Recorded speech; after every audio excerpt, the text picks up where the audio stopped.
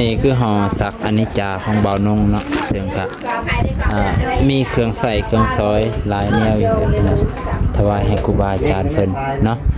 ซึ่งเฮาก็บ่ได้มีหยังหลายเพิ่นเนาะมีแต่เครื่องแบบนี้แหละคิดว่าน่าจะเป็นประโยชน์ที่สุดตอนนี้ครูบาอาจารย์เพิ่นกำลังสิขึ้นมาเพิ่นเนาะโอเคอ่ะเอกะถือว่า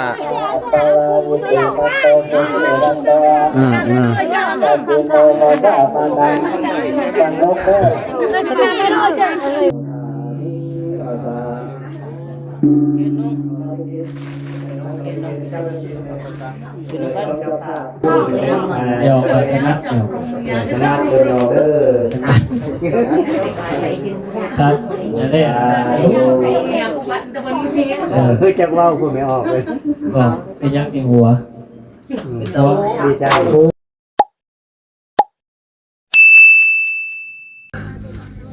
สวัสดี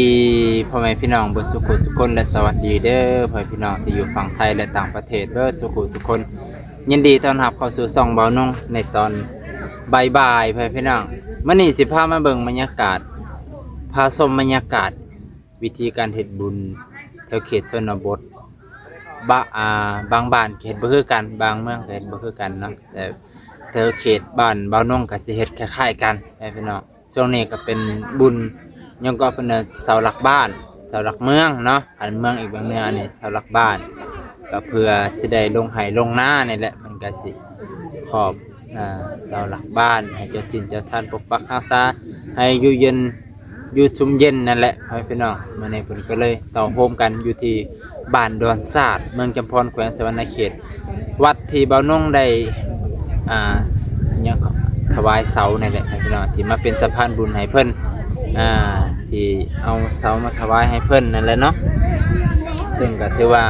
ตอนนี้ก็ยังเหลืออีก4เสาให้พี่น้อง4เสาที่เพิ่นกำลังจะมาส่งเนาะกำลัง4เสาถ่ายอยู่4เสาเพราะเมื่ออื่นพร้อมกับถวายเสาน้ำพี่น้องเสานี่แหละมื้อนี้ก็ตั้งบุญว่าไงมื้อนี้เป็นตั้งเพิ่นกำลังจะเฮ็ดพิธีการสูตรปริตมงคลนี่แหละพี่น้องมื้อนี้ก็เลยมาเบิ่งน้ำให้พี่น้องเพิ่นเนาะบ่าวนงก็สิได้ถวายปัจจุปัจจัยให้ครูบาอาจารย์ให้พี่น้องหลังจากที่แม่เพิ่นมอบหมายให้บ่าวนงเป็นสะพานบุญให้เพิ่นในการเฮ็ดบุญเฮ็ดกุศลในครั้งนี้พี่น้องเนาะซึ่งก็จะมีบ่าวนงสิไล่ให้เด้อถวายวัด1 ล้านกีบพี่น้องแล้วก็ถวายครูบาอาจารย์พระสงฆ์สามเณรองค์ละน่าจะองค์ละ200,000มีทั้งเบิด6 องค์พี่น้องแล้วก็บ่าวนงซื้อ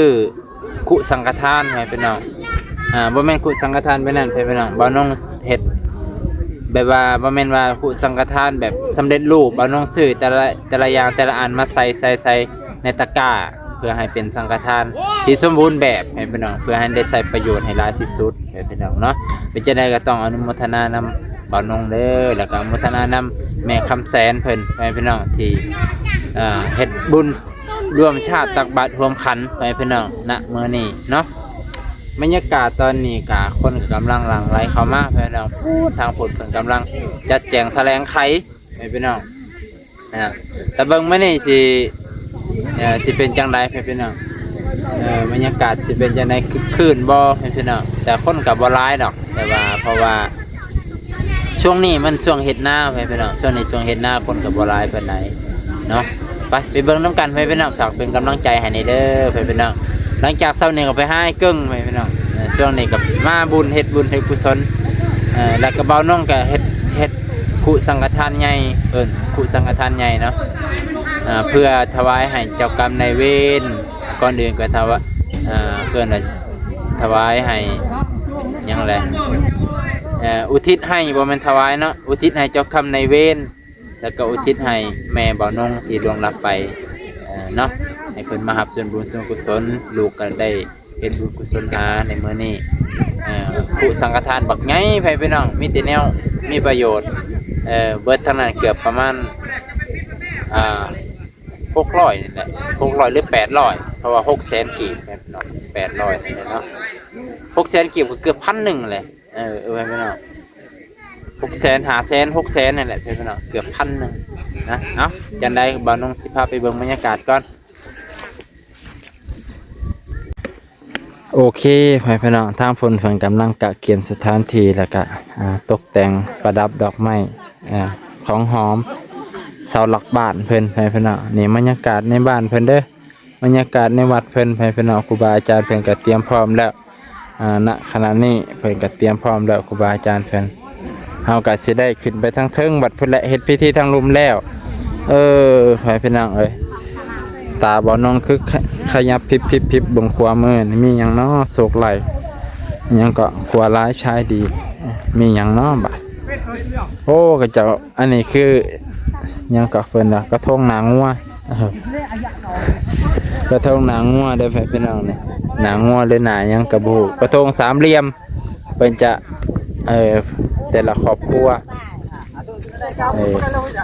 สุดเสาหลักบ้านเพิ่นก็เฮ็ดพิธีแบบนี้เนาะจะมีดินทรายในพื้นที่ผมเป็นสิตกประทัดทรายนะครับเพิ่มฝนดิ โตซื้อกระบอกเจอโลบิผูกสิตาเนาะไม่ผูกมันไปจะได้เมียก็เอาเลยเด้อทางนี้ให้เอาติเมียทางนี้ทางนี้เพิ่นโสดบ่ได้ไก่ลำบ่เจ๊ด้วยลำกระเทาเนี่ยกระช่างใหญ่เบิ่นลูกหัวเนาะไม่ใช่บันเบิ่นยืมไม่ใช่บันเบิ่นไปเละเลยเบี้ยกระป๋องก็ได้เบี้ยกระป๋องใส่ลายปลายสีอยู่ใต้หาใส่ลายปลายสีค่อยแล้วไปไก่เบิ่นบ่ได้ดึงเฮ็ดตบประทัดทรายเบิ่งบรรยากาศตบประทัดทรายเพิ่นน่ะ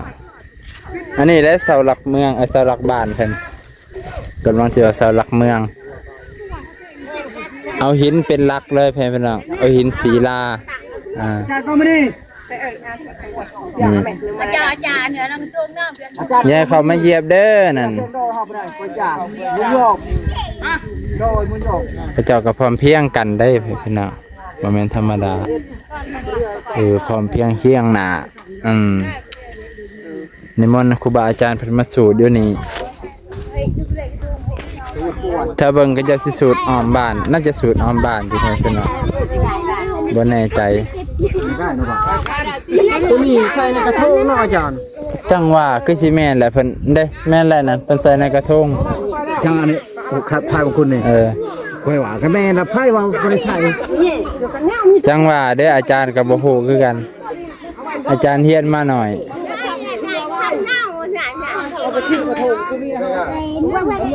เอามาอ้อมเฮือนกันพวกแนวบ่ดีโอ้บ่มีเพิ่นก็มาเด้เพิ่นน่ะสัมภาษณ์บ่เห็นกับเบาบางเฮ็ดกำแพงมื้อนี้บ่มีเพิ่นมาพี่เฮ็ดพักผ่อนพักผ่อนเนาะเป็นพักผ่อนงานก่อนเพิ่นเนาะพ่อเขาอยากโอ้เป็นสิมาสูตรบ่นี่แล้วบัดนี้เนาะใครอยากช่วยก็ช่วยเด้อ30 ล้าน50 ล้านแห่งดีช่วยตัวใดช่วยวัดนี่แล้วจะได้ครูพร้อมพันมีครูเจ้าคือบ่บวชท่านเจ้าแห่งบ่มีลูกเมียอยากบวชอยู่ฮักเทศเนาะสิสอนให้อยู่แล้วสิเป็นอาจารย์สอนให้หันจักสอนอยากบวชมันมีครูสอนสิเป็นศิลวัตรให้จักอาทิตย์1เดือน1อาทิตย์1กับเดือน1ไปพี่น้องถ้าเบิ่งบรรยากาศตอนต่อไป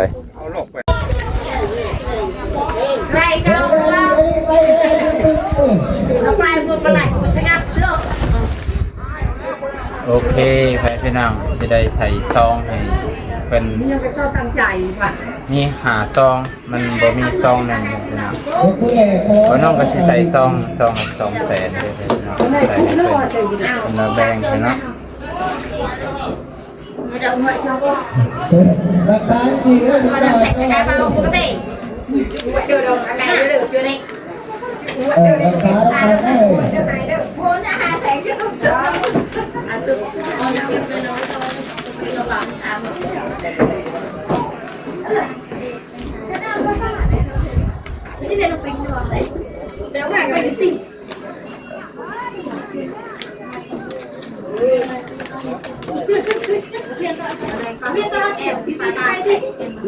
ไปดับพระเนื้อเนื้อเกลือเลย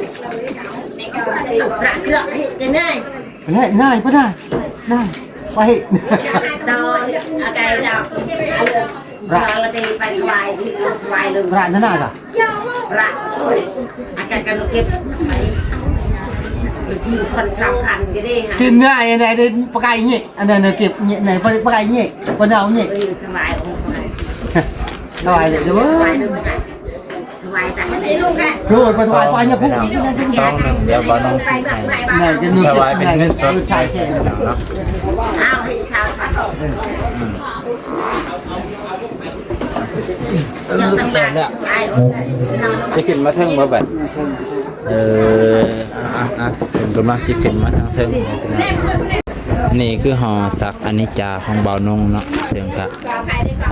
มีเครื่องใส่เครื่องซอยหลายแนวอยู่นะ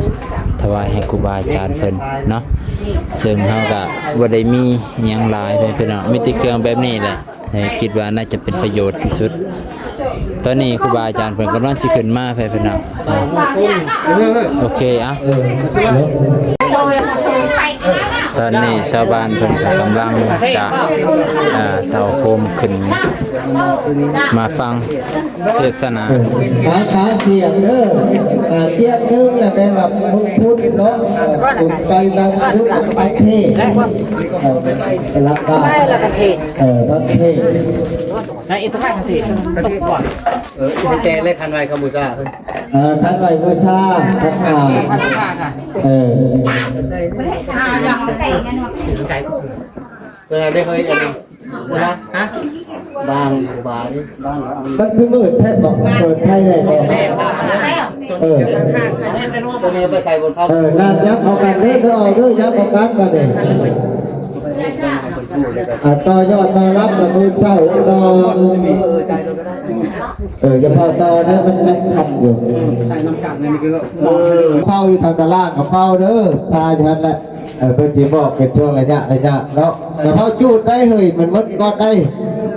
เทศนะนั่งผ้าทาจะก่อนเนาะอะไรผ้าหักสินจะก่อนเนาะตีกล้องเลยเด้อตีอีกข้อนั่นก็น้อยเอาบุญเกี่ยวกับบ้านเนาะนี่เนาะขอบใจเด้อสาธุนะโมตัสสะภะคะวะโตอะระหะโตสัมมาสัมพุทธัสสะนะโมตัสสะภะคะวะโตอะระหะโตสัมมาสัมพุทธัสสะนะโมตัสสะภะคะวะโตอะระหะโตสัมมาสัมพุทธัสสะรามันตาจักรวาเลสุวัตตากษัตริย์เทวตากษัตริย์สัตตมมุนิลาสัตตสิวาทิเมนะสกาเลนะตังธัมมังอภิปุสยามาสาวกโตภะคะวะตาธัมโมธัมมังนามัสสามิอิเมนะสกาเลนะตังสังฆังอภิปุสยามาสุปฏิปันโนภะคะวะโตสาวกสังโฆสังฆังนามาพุทธาพุทธามหาปัญญาวัตตาธรรมทุติยัมปิธัมมังสรณังคัจฉามิทุติยัมปิธัมมังสรณังคัจฉามิทุติยัมปิสังฆังสรณังคัจฉามิทุติยัมปิสังฆังสรณังคัจฉามิติตัสมาสิรังวิโสทะเยสาธุอัตติสาธุนะโมตัสสะภะคะวะโตอะระหะโตสัมมาสัมพุทธัสสะนะโมตัสสะเอาไปพี่น้องตอนนี้เพิ่นกำลังจะจุด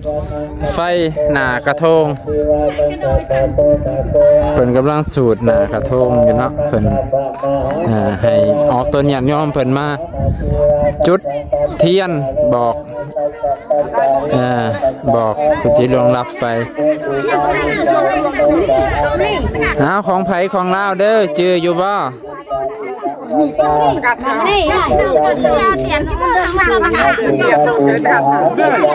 เอาให้พี่น้องไอ้ตอนนี้กันถือว่า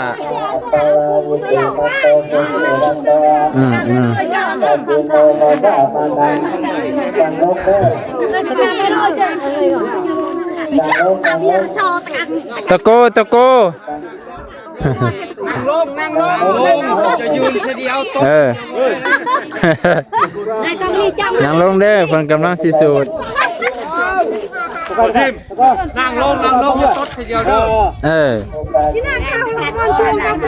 ตะกู้ตะกู้เด้อบ่เป็นตะเย่งเด้อตะกู้มากับไฟยืนไปโตด เราฮู้กันตามสติงามการนาง อันนี้ก็เสาหลักเมืองเสาหลักบ้านเพิ่นเป็นสูตรแล้วเพิ่นก็สิให้เอากระทงไปถิ่มอยู่ป่าแนวบ่ดีแนวให้ไปกับกระทงนี่แหละตามความเชื่อของแต่ละชาวพุทธเพิ่นเนาะซึ่งก็เป็น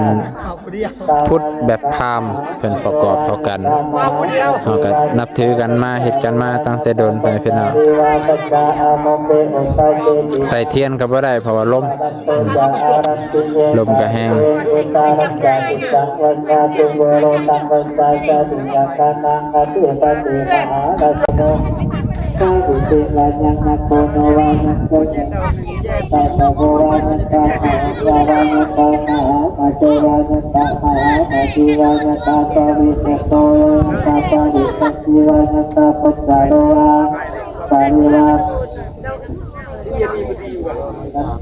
สัตตจาอารติเยคาริสาริเอมิตัสสะสัพพะโลกัสสะมินาสัพพะวะเยหิสัตตะสัพพิริยังจาอสัพพะตะภะวะระอะสัพพะสังฆัสสะรังอิติโตหยาดน้ำแล้วพี่น้องหยาดน้ำใส่กระทงแล้วอย่าใส่กระทงไผกระทงมันว่าน้องกับบริเหตุกระทงให้พี่น้อง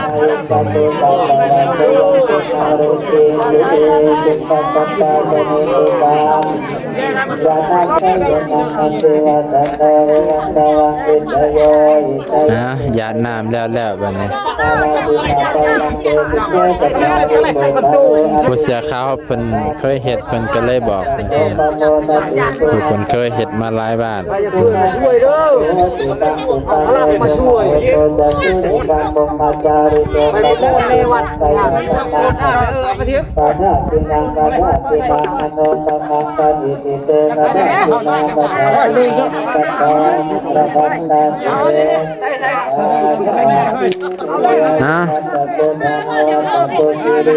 เอากระทงไปทิ่มแล้วบัดนี้เป็นเอาแนวบดีแนวให้ไปกับกระทงซะเด้อเอาจมไปเด้อบัดนี้จมบอกแนวบดีแนวให้แนวขี้ร้ายใหญ่มันมาให้ไปอยู่กับกระทงพุ่นแหละเอา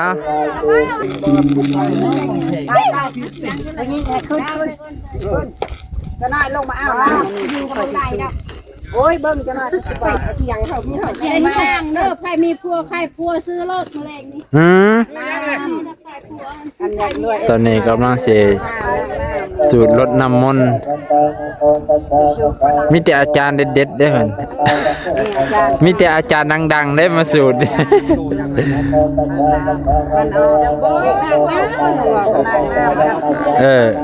น่านตัวอนุสนังพุทธเตเสนาสุทินานัสตุปัทวาสเพทุขาวุปัสสเมตุเตสกัตตวาธรรมรัตนังปริณาอุปสาวนังธรรมเตเสนาสุทินานัสตุปัทวาสเพปยาวุปัสสเมตุเตสกัตตวาตุเตสุโขพุทธนังอุปโทสุขาสุขาสังกัสสะมัคคีสมัคคนังตโปสุโคติวาจาปฏิอธิโจรติงปฏิจติมาสยโตคติโยตปฏิสยิตปฏิพระมโนอัฏสภาสุโตตปฏิเตสสาหิริโอตปะสัมมนาสุขธรรมาสมาธิตาสันโต สันติปะคาวัญจนาสติปทาวัญจนามตาปิตาสติกันตาสตาเวราปฏิกัมมาสุวรรณภูมิงกตวานาโสนุตลาปิสเจอามิตวาภุมะสลังอเตสยงเอเตสเพยคาภลยันตุอากาสธาจะภุมะทัตเทวนาคาปุญญังโนนโมตันตุเจรังรักขันตุศาสนังอากาสธาจะภุมะทัตเทวนาคามหิติกาปุญญังโนนโมตันตุเจรังรักขันตุปามิโนนุมาทาเดวนาคามหิติกาปุญญังโนนโมตันตุเจรังรักขันตุโนสัทธากัสสทธาจะภุมะทัตเทวนาคาตันตุเจรังรักขันตุอันตุเทวตาคตาภวันตุสัพพมังคลังรักขันตุสัพพเทวาวันตุเตวิ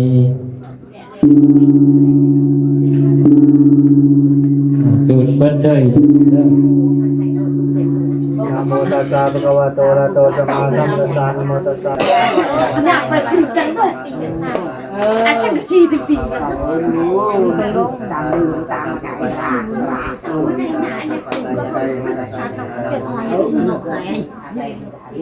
จะกลัวสับไปได้หนู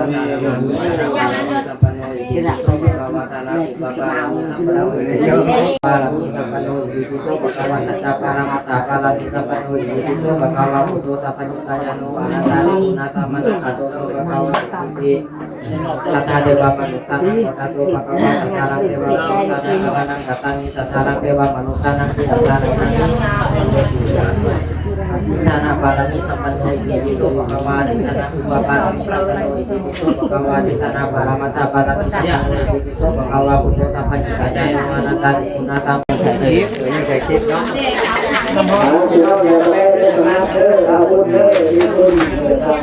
ยาวไงแล้วโอ้ยเนาะเนาะจะแปะนะโมตัสสะภะคะวะโตอะระหะโตสัมมา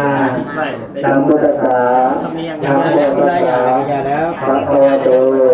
อะระหะโตสัมมาสัมพุทธัสสะนะโมตัสสะภะคะวะโตอะระหะโตสัมมาสัมพุทธัสสะเดชะคุณังธรรมะคุณังสังฆะคุณังพุทโธเมนาโถธัมโมเมนาโถสังโฆเมนาโถพุทธะรัตนะไตรยังธัมมะรัตนะไตรยังสังฆะรัตนะไตรยังอิมานิมัจจังคัจเจปัจเจญาตนานิสัพพะวัตถุตนานิสาปโยรานิยุโตปัญกัสสะโยโนจญาตาสาธโนคันเตยุโตสังโฆอิมานิสัพพะวัตถุตนานิปัจเจญาตนานิสาปโยรานิยุโตปัญกัสสะปฏิปันหาตุธรรมะกัญเจวะมาตาภิกษุนักขิณัจจญาตะตังปรากาตังวิสารตังวิสายนะทุกขายนะขาเตปาฏิปุสงธรรมเนสุตเลิศปรมาทั้งหลายหมายนี้เจ้าข้าเจ้าพระราชาข้าชาวบ้านกำลังโดนฆ่าอะไรกันที่ต้องจะฆ่าเนาะตัวข้าที่หนึ่งชาวบ้านกำลังโดนฆ่าเคยน้อมนำมาสารพัดจัดใจดอกไม้เกลือเทียนขอพระธรรมทั้งหลายขอน้อมถวายในเจพระภิกษุสงฆ์ขอพระภิกษุสงฆ์จงหาบแล้วเพื่อประโยชน์ในความสุขความเจริญเกี่ยวกับน้อยทั้งหลายทางชาตินี้แต่ชาติหน้าขอทุกคนทุกคนได้ขอขาเดินได้ขาอีกประการหนึ่งขออุทิศเชิญเจ้าภูมิเจ้าทานนางน้อยกรณีผู้พระอาภาเจ้าพ่อเจ้าเข็นเจ้ากรรมเจ้าเล่นขอจะนำมาเอาในเวลาวันนี้ยามนี้แต่ก็ขาเดินในเจ้าข้าที่สอง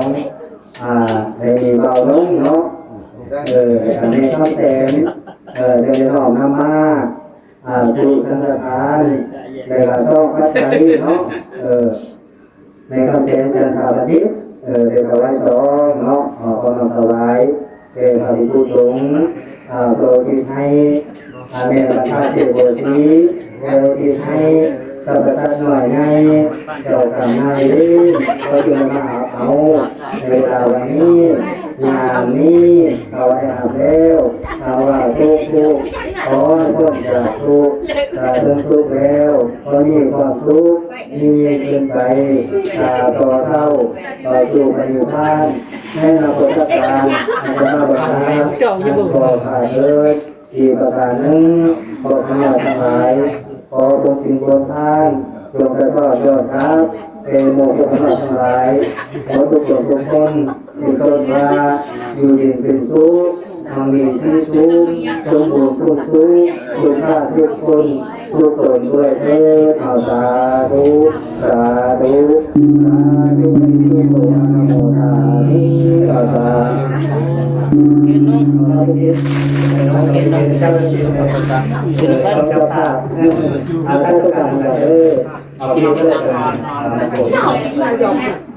การเทศน์ถ้าต้องการอะไรไม่ออกยกมือลงการดีก็สาธุนั่น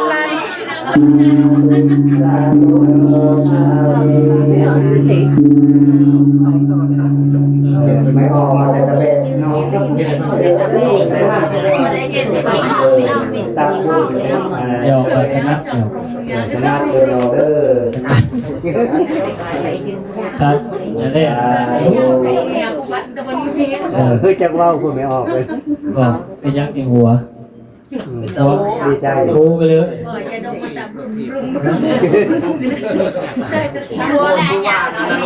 ทั้งลุ่มทั้งแม่ก็ทั้งลุ่มเดี๋ยวในพวกอยู่เอาปั้นหินในคนละทุกคนเลย การระบายเรื่องเลยอย่าปากเลยอย่าปากเลยตามลงตัดตัวเป็นหน้าเลยต้นโอ้ตัวปฏิปันนาตัวเป็นทางกลางปริตัวป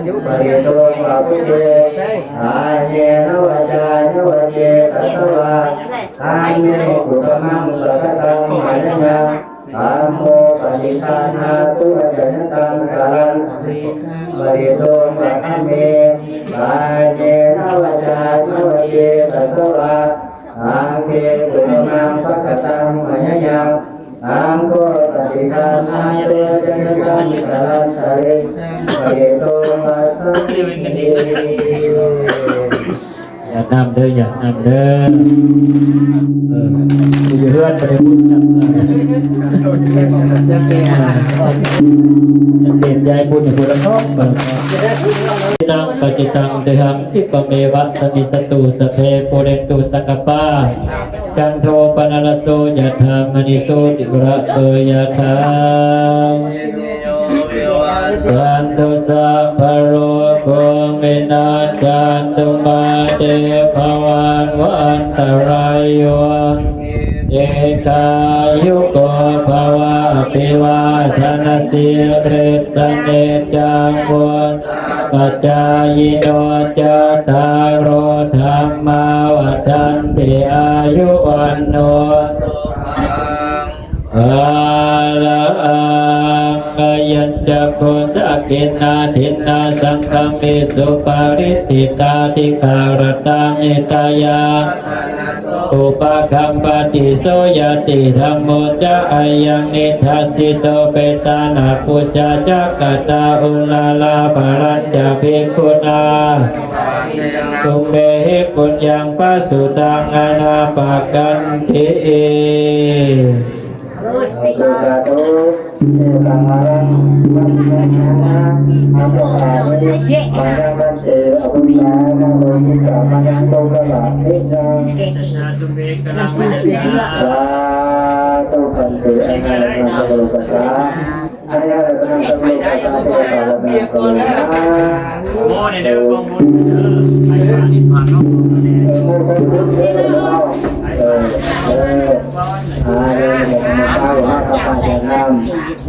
โอเคเด้อไปเป็นหลังจากที่หับศีลหับพรแล้วก็หับศีลเนาะหับพรน้ำเพิ่นสวดปริตามงคลแล้วเพิ่นก็ได้เลิกพิธีในตอนค่ำของมื้อนี้วันที่9ให้พี่น้องซึ่งก็เฮ็ดพิธีแล้วทางศาสนาบ่น้องก็ได้เป็นตัวแทนถวายปัจจัยให้แม่เพิ่นเนาะก็ได้สิพาเบิ่งอันศาลาโรงธรรมเพิ่นก่อนให้พี่น้องคือเห็นเมื่อกี้นั่นแหละถ้ามีงานมีการเพิ่นก็จะให้อัดกันแน่เพราะศาลามันหลังน้อยเนาะบ่น้องมาเนี่ยถือว่ามาเป็นสะพานบุญให้แม่เพิ่นอยู่ต่างประเทศมาเป็นต่างหน้าว่าซั่นเถอะเนาะนี่แหละบรรยากาศเทิงศาลาคือเมื่อกี้บ่น้องก็ถ่ายให้เห็นศาลามันอยากให้อัดทางเทิงมันน้อยไปพี่น้องศาลายังน้อยเนาะโครงการเพิ่นก็คือเฮ็ดศาลาใหม่นั่นแหละให้พี่น้องหลังใหม่หลังนี้เพิ่นจะยกย้ายออกนะบ่น้องก็สิจบเพียงเท่านี้ก็ได้ไปพี่น้องเด้อบ่สุขทุกคนพ่อแม่พี่น้องป้าลุงที่เคารพเช่นเก่าเช่นเคยบ่น้องก็สิได้จบเพียงเท่านี้ก่อนเอาบัดนี้ก็สิอำลาพาจากพ่อแม่พี่น้องไปก่อนเด้อพ่อแม่พี่น้องตอนค่ำตอนแลงมื้อนี้บ่น้องก็ถือว่ามาเป็นสะพานบุญต่างหน้าให้แม่เพิ่นเนาะแม่คำแสนนั่นแหละก็ให้บ่น้องถวายซองปัจจัยให้ครูบาอาจารย์บ่น้องก็ได้เฮ็ดคุเกินว่าหอศักดิ์อนิจจานั่นแหละพี่น้องนะโดยคุสังฆทานบักใหญ่ก็บ่น้องอุทิศให้ทั้งแม่บ่น้องที่ล่วงลับไปแล้วก็สรรพสัตว์ทั้งหลายเจ้ากรรมนายเวรให้เพิ่นมารับจับเอาส่วนบุญส่วนกุศลที่บ่น้องได้เห็นในมื้อนี้เนาะแต่ว่าบ่น้องรู้สึกว่าหลังจากที่บ่น้องถวายปัจจัยแล้วถวายซองแล้วถวายผู้สังฆทานแล้วรู้สึกว่าก็โตเบาขึ้นว่าพี่น้องจักว่าเจ้ากรรมนายเวรมันจองหลายเนาะบ่น้องความรู้สึกนะหลังจากบ่น้องลงมาจากที่บนถวายของครูบาอาจารย์เพิ่นนั่งบ่น้องถวายแล้วบ่น้องลงมานั่งรู้สึกว่าโตเบาความรู้สึกเองก็บ่ฮู้คือกันแต่รู้สึกเป็นจังซั่นไปพี่น้องเนาะบางทีนี่คิดว่าแปลกๆแต่ว่าอาการของบ่น้องน่ะมันยังแบบมันหนักๆเกินแล้วมันช่วงนี้มันอยากหนักๆหัวนี่มันอยากวินหัวนะไปพี่น้องเนาะก็บ่ฮู้ว่าเป็นหยังมันอยากเวียนหัวทั้งที่บ่ได้คิดอีหยังเพิ่นช่วงนี้บ่ได้คิดหยังแต่ว่ารู้สึกว่ายังอยากเวียนหัวหน่อยนึงเนาะส่วนมื้ออื่นบ่าวน้องก็สิมาตักบาตรยาน้ำคือเก่าให้พี่น้องตักบาตรยาน้ำแล้วบ่าวน้องก็สิมาถวายปัจจัยเพิ่นอีกตั้งหน้าให้แม่เพิ่นเนาะถวายปัจจัยคันเป็นเงินบาทก็ 1,500 บาทถ้าเป็นเงินกีบก็1 ล้านกีบให้พี่น้องหลังจากนั้นก็ถวายเสา13 เสาเพราะว่าแม่เพิ่นเป็นเจ้าภาพเก่าเสาแล้วเพิ่นมาเพิ่มอีก3 เสา9 10 11 12แม่นบ่เนาะจะได้แล้วจะโดยเจ้าบ่าวกินแล้วพอดี2 3 4 5แม่นแหละ9 10 11 12เสาให้พี่น้องแม่เพิ่นเป็นเจ้าภาพให้12 เสาบ่น้องก็มาเป็นตัวแทนต่างหน้าให้เพิ่นเนาะมื้ออื่นบ่น้องก็เฮ็ดอยู่เฮ็ดกินให้พอแล้วบ่น้องก็สิออกมาอาจจะสวยแน่แต่ก็สิเร่งมือตื่นแต่เช้าแหละพี่น้องยันบ่ทันมื้อนี้จบเพียงเท่านี้ก่อนพี่น้องขอบคุณขอบใจขอบพระคุณหลายๆเด้อที่รับชมตั้งแต่ต้นจนจบขอบคุณขอบใจขอบพระคุณวิธีเฮ็ดบุญทั้งเขตบ้านนอกเฮ็ดบุญหลักบ้านเนาะถือว่าเป็นแบบนี้แหละขอบคุณขอบใจเบิดสุขุทุกคน